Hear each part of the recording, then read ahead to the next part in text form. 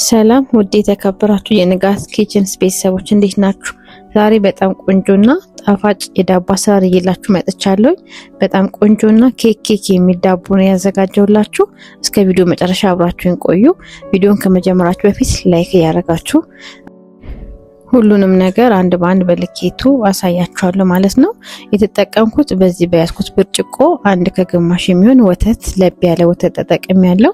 እንደዚሁም ግማሽ ብርጭቆ ውሃ፣ አንድ የሾርባ ማንኪያ እርሾ፣ 3 የሾርባ ማንኪያ የሚሆን ደግሞ ስኳር ተጠቅሜያለሁ። ስኳሩን አለመጠቀምም ማሳነስም መጨመርም ትችላላችሁ። ይሄ ላይ የተጠቀምኩትኝ 2 እንቁላል ነው። አንዱን ሙሉን ጨምረውና አንደኛውን ግን ነጩን ክፍል ብቻ ተጠቅሜ አስኳሉን እጠቀመዋለሁ። ለበኋላ ለዳቦአችን ማሳመሪያ ለብቻው አስቀምጠዋለሁኝ። ልክ እንደዚህ እንደምታዩ ካረኩኝ በኋላ ግማሽ ብርጭቆ ዘይት እጨምራለሁ። በዚህ በምታዩት የሻይ ብርጭቆ የምታክል ደግሞ እርጎ እጨምርበታለሁ። ሌላ የተጠቀምኩትኝ 1 የሻይ ማንኪያ ጨው፣ 1 የሻይ ማንኪያ ቤኪንግ ፓውደር። እነዚህ ሁሉንም ግብአቶች በአንድ ላይ በደንብ አድርጌ አዋህዳቸዋለሁ።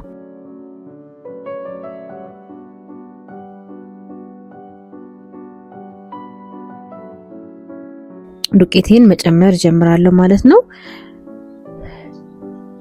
እዚህ ጋር የተጠቀምኩትኝ እኔ 8 ብርጭቆ ፍርኖ ዱቄት ተጠቅሜያለሁኝ። ነፍቼ አዘጋጅቼ ነው ቀጥታ እየጨመርኩት ያለሁት። 8 ብርጭቆ ያስፈልጋቸዋል ማለት ነው ለዚህ ልኬት። እነዚህ ካደረኩኝ በኋላ እንደዚህ እንደምታዩት ፈሳሹን ከዱቄቱ ጋር በደንብ አድርጌ አዋህደዋለሁኝ። እሺ ቤተሰቦቼ እስካሁን አብራችሁኝ ከሆናችሁ ላይክ ማድረጋችሁን እንዳትረሱ። ቪዲዮ ደግሞ ከተመቻችሁ ለሌሎች ሼር እያደረጋችሁ አብራችሁኝ ቆዩ እስከመጨረሻው ማለት ነው። እና እንደዚህ በደንብ አድርጌ ከተዋሃደልኝ በኋላ በእጄ ደግሞ በደንብ አድርጌ አሸዋለሁኝ። ሊጣችሁ ቆንጆ እንዲሆንላችሁ በደንብ አድርጋችሁ ማሸት አለባችሁ። እና እዚህ ጋር ቆንጆ ቃና እንዲኖርልኝ ደግሞ እኔ ጥቁር አዝሙድ ጨምሬበታለሁኝ። እንደዚህ እሽት አድርጋችሁ ጨምሩ። እንደዚህ ታደርጉት የበለጠ የጥቁር አዝሙዱ ቃና ጎልቶ ይወጣላችኋል ማለት ነው። ከቻላችሁ አመሳችሁ ብታደርጉት ደግሞ የበለጠ ቆንጆ ይሆናል። በመጨረሻ እንደዚህ እንደምታዩት ልስልስ ያለ ሊጥ አግኝቻለሁኝ። አሁን ሊጣችን ኩፍ እንዲል ለተወሰነ ደቂቃ ከ30 ወይም እስከ 1 ሰዓት ድረስ እናስቀምጠዋለን። እንደ ቤታችሁ ሙቀት ይወሰናል ማለት ነው። እንደዚህ ፌስታል ላስቲክ ነገር ሸፍኜ ያስቀምጨዋለሁኝ እና ይሄ 1 ሰዓት በኋላ ነው የደረሰልኝ። እኔ ከ1 ሰዓት በኋላ እንደዚህ ኩፍ ብሎልኛል። በመቀጠል አንድ ዙር ነው ኩፍ ማድረገው። ሁለተኛ መጋገሪያ ላይ አርጌ ደግሞ ኩፍ እንዲል ስለሚጠብቀው በአንድ ዙር በቂ ሆኖ ማለት ነው። በመቀጠል መጋገሪያችንን ነው የምናዘጋጀው። መጋገሪያን በደንብ አርጌ ፓትሬን ማለት ነው ዘይት ቀባዋለሁ። ከዛ የተዘጋጀው ሊጣችንን ፓትራችን ላይ አርገን በደንብ አርገን እንጠፈጥፈዋለን። እኩል መጠን አርገን ማለት ነው። ስስና ወፍራም እንዳይሆንብን በደንብ አርገን ሙሉን ፓትራችንን ዙሪያ እንጠፈጥፋለን። ይሄንን ደግሞ ለተወሰነ ከ10 እስከ 20 ደቂቃ የሚሆን ኩፍ እንዲል አደርጋለሁ ማለት ነው። እንደዚህ ማድረግ ነው። ፓትሬን ሞቅ አርጌ 1-2 ደቂቃ ሞቅ ካለልኝ በኋላ አጠፋውና ፓትራ ውስጥ ነው ማደርገው። ከዛ በኋላ እንደዚህ ኩፍ ብሎ አገኘሁት ማለት ነው። ከዛ ቀድም ያስቀመጥናትን እንቁላላችንን ትንጥዬ ወተት ጨምረን እናላላትና አስኳሏን ማለት ነው እንደዚህ ዳቦአችንን ከላይ እንቀባዋለን። መጨረሻ ላይ ዳቦአችን የሚያምር ከለር ይዞ ይወጣልናል። በጣም ቆንጆ ነው እንደዚህ ስትቀቡት።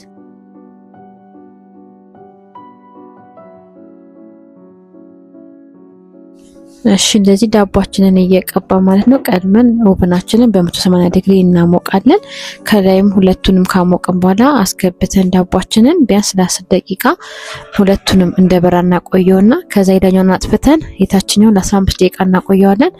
ከዛ በመቀጠል ደግሞ የታችኛውን አጥፍተን ለ5 ደቂቃ ብቻ ከላይ እናበስለዋለን ማለት ነው።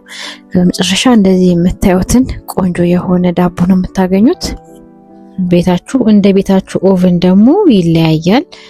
ኦቨኑ ወይ ደግሞ ፓወሩ አሪፍ ከሆነ ሊቀድምም ሊቀጥልም ይችላል ማለት ነው። በዚህ መንገድ ጋግራችሁ ሞክሩት። ይኸው እንደምታዩት ገልብጬም ከላይም በጣም የሚያምር አንድ አይነት ከለር ያለው ቆንጆ ዳቦ አግኝተናል። ኬክ ነው የሚለው ፍትፍት ያለ ነው። በጣም አሪፍ ነው። ሁላችሁም በዚህ ቤታችሁ ሞክራችሁት ሀሳብ አስተያየታችሁን ብትሰጡኝ ደስ ይለኛል። ይሄ ደግሞ ያው ለቁርስም ለቡና ቁርስም ለማንኛውም ሰዓት የሚሆን ነው። በጣም ይጣፍጣል። እንግዲህ ቤተሰቦቼ የዛሬው ቪዲዮአችን ይሄንን ይመስላል። ይሄንን የመሰለ ቆንጆ ዳቦ ጋግረናል። በመጨረሻ ያው እንደዚህ ቆራርሼ አዘጋጅቼ ያሳያችኋለሁ ማለት ነው። በጣም ነው የሚያምረው። ውስጡ ክፍትፍት ያለ ነው። ምንም አይነት የመያዝ ወይ ደግሞ እንትን የለውም። ክፍትፍት ያለ ነው። ስትበሉትም በጣም ነው የሚጣፍጠው። ኬክ ነው የሚለው። እውነቴን ነው የምላችሁ፣ በጣም ነው የሚጣፍጠው። ሞክሩት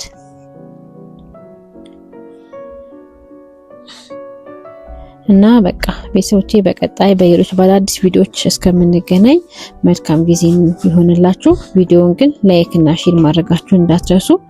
ወዳችኋለሁ። አዳዲሶች ሰብስክራይብ ያደረጋችሁ ቻው ቻው።